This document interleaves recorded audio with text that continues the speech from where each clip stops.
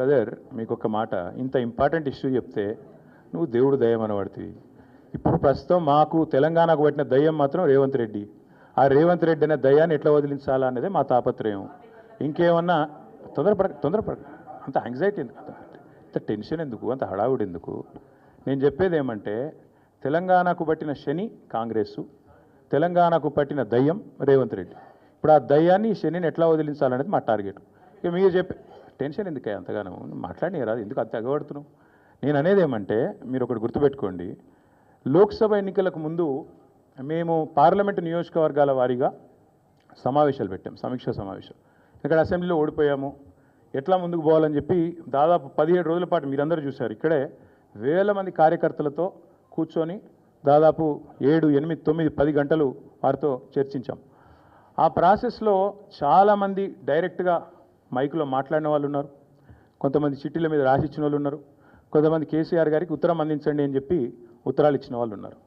కాబట్టి మా పార్టీలో we encourage open culture, democracy కాబట్టి, డెమోక్రాటిక్ పార్టీ కాబట్టి, ప్రజాస్వామిక స్ఫూర్తి ఉన్న పార్టీ కాబట్టి మా పార్టీ అధ్యక్షుల వారికి ఎవరైనా సూచనలు చేయాలనుకుంటే ఉత్తరాలు రాయొచ్చు.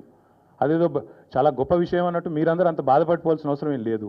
నేను అనేది ఏమంటే మా పార్టీలో డెమోక్రసీ ఉంది కాబట్టి మా పార్టీ అధ్యక్షుల వారికి, మా పార్టీ నాయకులు ఎవరైనా సరే అప్పుడప్పుడు సూచనలు సలహాల రూపంలో లిఖితపూర్వకంగా ఇవ్వచ్చు, ఓరల్గా ఇవ్వచ్చు, రకరకాలుగా ఇవ్వచ్చు.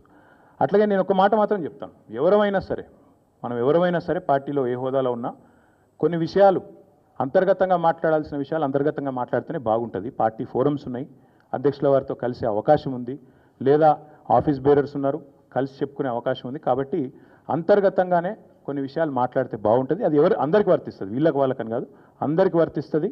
తప్పకుండా ఎవరమైనా ఒకటే, ఈ పార్టీలో అందరం కార్యకర్తలమే, అందరికీ కూడా ఇదే సూత్రం వర్తిస్తుంది. కాబట్టి మీరు కూడా దయచేసి ఇంత ఇంపార్టెంట్ ఇష్యూ మాట్లాడితే దీని మళ్ళీ మీరు, నాకు తెలుసు మీ సంగతి, you are intelligent, unfortunately I'm also intelligent. కాబట్టి నేనేమంటానంటే మీరు ఏం పెడతారో, మీరు ఏం హెడ్డింగ్ పెడతారో తెల్లారు నాకు తెలుసు, మీ బాధలు కూడా నాకు తెలుసు, మీ మేనేజ్మెంట్లోకి ఉండే అవస్థలు నాకు తెలుసు, రేవంత్ రెడ్డి గారి ఒత్తిళ్లు తెలుసు.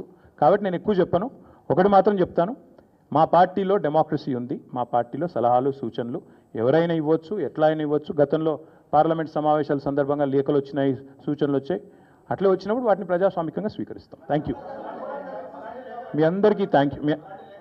నేషనల్ హెరాల్డ్ విషయంలో ఏమైనా అడగదలుచుకుంటే బ్యాక్ టీవీ కానీ ఇంకో టీవీ కానీ అడగచ్చు.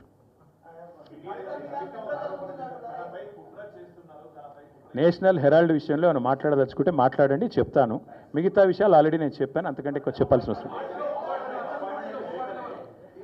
నేషనల్ హెరాల్డ్ విషయంలో, యంగ్ ఇండియా విషయంలో, మీ కుంభకోణం విషయంలో మీకు ఏమైనా అడగదలుచుకుంటే అడగండి. ఓకే, అన్ని పార్టీలో ఉంటారు, రేవంత్ రెడ్డి కోవట్లు ఉంటే ఉండొచ్చు, ఏముంది అందులో.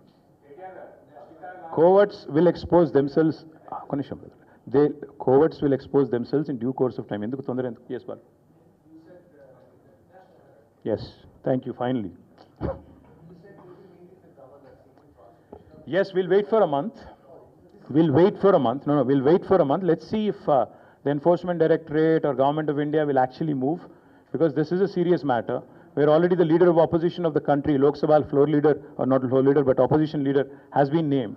So therefore, we'll have to wait and see what action they'll pursue if they don't. Because not just Mr. Rahul Gandhi, but Mr. Revanth Reddy, Mr. D.K. Shivkumar, many of them have been named.